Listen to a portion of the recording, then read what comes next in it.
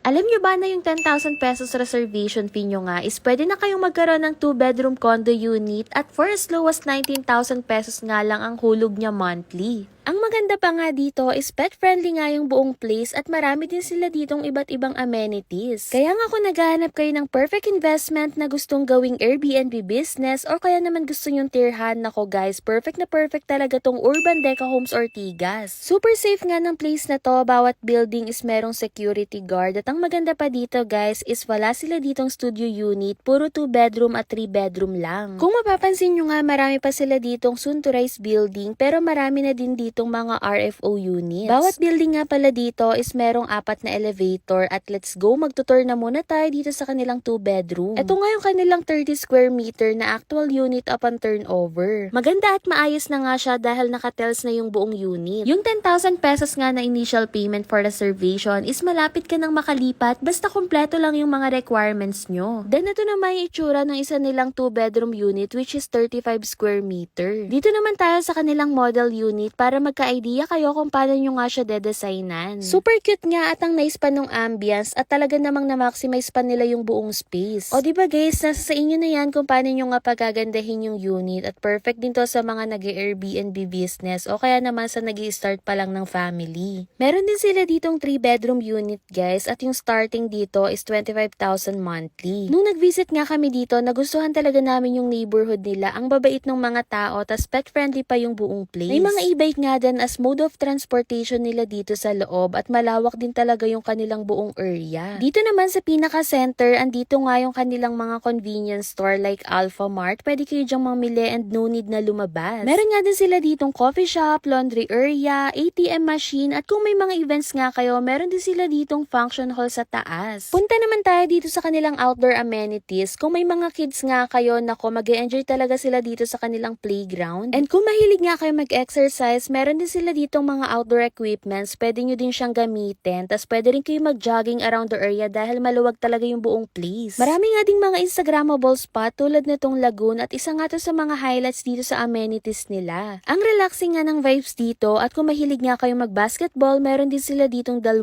court. Safe nga din to sa mga calamity at very convenient kang tumira dito dahil malapit lang din siya sa iba pang mga establishment tulad ng mga SM, hospital, school, and napakalapit niya nga lang din sa Ortigas at BGC. Open nga din siya for Pag-ibig and bank financing at kung gusto